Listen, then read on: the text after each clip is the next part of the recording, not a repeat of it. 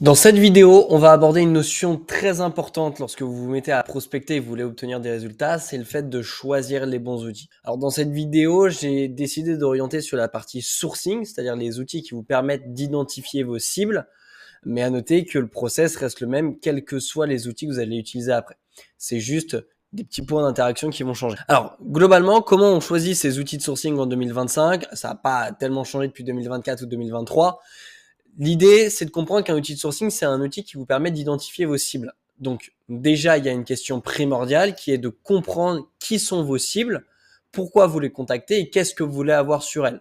Parce que si vous n'avez pas à répondre à ça, vous ne pouvez pas déterminer quel est le meilleur outil de sourcing. Pour la simple et unique raison, c'est qu'il n'y a pas un outil de sourcing par excellence qui domine tout le monde et qui permet d'avoir toute la donnée que l'on veut, quelles que soient les circonstances, mais plutôt des outils de sourcing qui permettent d'avoir des granularités, des niveaux d'information différents. Alors, tout d'abord, il faut déterminer plusieurs choses que j'ai répertoriées en trois cases, c'est les trois principales. Le premier, c'est quel secteur vous allez prospecter. Quand je dis quel secteur, c'est OK, est-ce que je prospecte des boîtes en France, des boîtes aux États-Unis? Est-ce que je prospecte des boîtes dans le secteur d'activité du bâtiment ou dans le secteur d'activité de la santé? Ça, c'est très important de le savoir. Pourquoi? Parce que vous allez pouvoir ensuite analyser sur les différents outils lesquels vous proposent le plus d'informations et les meilleures données. Ensuite, bien évidemment, il y a une notion de budget. Pourquoi? Parce qu'il y a des outils de sourcing qui vont coûter quelques dizaines ou une centaine d'euros par mois, quand d'autres peuvent coûter plusieurs centaines à plusieurs milliers d'euros par mois. Donc, c'est très important de déterminer votre budget en amont pour être sûr de savoir déjà vers quel outil vous orienter. Et puis en dernier lieu, et aussi ce qui est le plus important, c'est de quelles informations vous avez besoin pour prospecter. Est-ce que vous avez simplement besoin de connaître le nom, le prénom et le poste d'une personne? Est-ce que vous avez besoin d'en savoir davantage sur lui? Est-ce que vous avez besoin d'avoir son parcours au préalable? Bref, toutes les données dont vous avez besoin, c'est important de le savoir en amont pour tout simplement vous orienter vers le meilleur outil. Donc tout ça, ça vous amène à du coup bien connaître votre ICP et vos personas, c'est ce que je vous ai dit en début de vidéo, mais c'est la base même. On pourrait résumer cette vidéo à je connais mon ICP, je connais mon persona, du coup je connais mon secteur, les informations que j'ai besoin et mon budget, et ensuite je peux découler sur des outils. Ok ? Ensuite, moi, ce que je vous recommande, c'est d'utiliser des free trials. Pourquoi? Parce que ça vous permet de tester sur l'ensemble des outils, peut-être une dizaine, centaine de crédits pour voir déjà quel est leur niveau de granularité, quelles sont les informations qu'ils vous donnent, etc. Et donc, déjà, plus faire votre choix en étant directement dans l'action. L'avantage, c'est donc que vous pouvez vous permettre de faire des erreurs.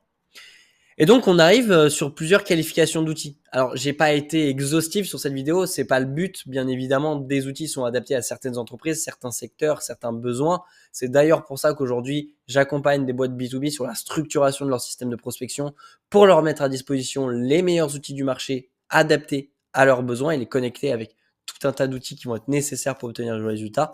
Mais ici, j'ai voulu vous montrer qu'en fait, on a différents types d'outils. Typiquement, on peut avoir des outils de sourcing qui vont être plus basés sur du marché français.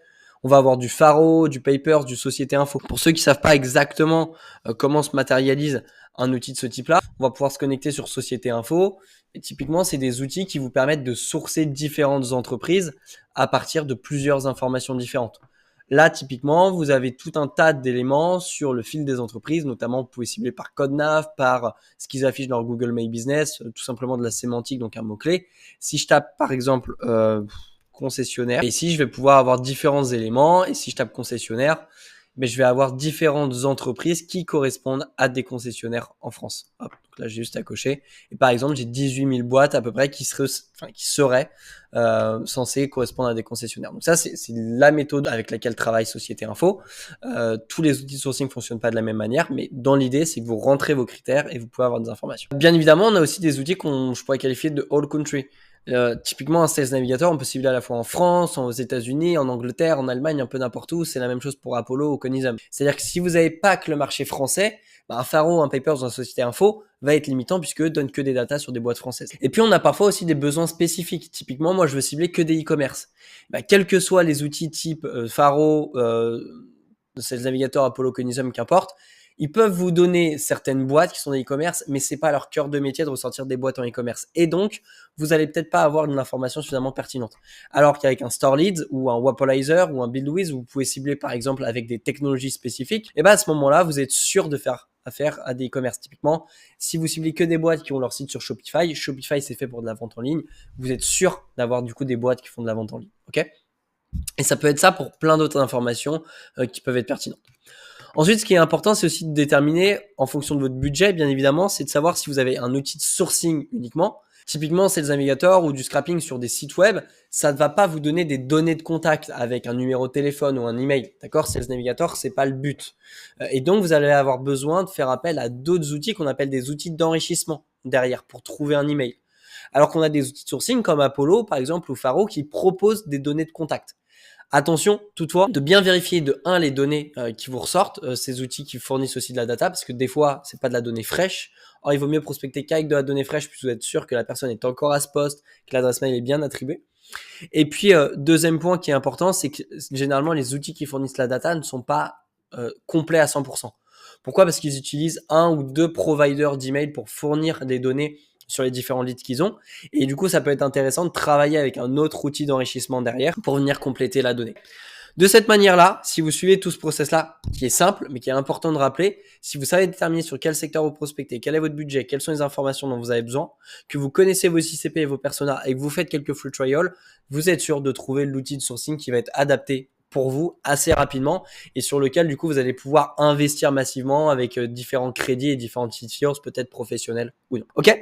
Si jamais le choix de vos outils de sourcing est un sujet pour vous, ou même globalement que vous faites de la prospection, de l'acquisition, mais vous avez le sentiment d'avoir atteint un plafond de verre et que vous savez pas exactement comment le briser, je vous invite à réserver un call avec moi pendant lequel on va venir échanger sur ce que vous faites, ce qui est bien, ce qui est moins bien selon moi. Je viendrai vous conseiller sur des méthodos, sur des process et sur des outils à implémenter. Et puis, si on sent que c'est le bon moment, alors je vous présenterai mon service actuel de construction de systèmes de prospection pour des boîtes B2B. Concrètement, qu'est-ce que ça veut dire? C'est que je vous donne les process, les méthodos, les outils et que j'implémente ce système dans votre organisation actuelle pour que vous ayez cherché votre objectif de rendez-vous mois après mois. Merci à vous d'avoir regardé cette vidéo. À très vite.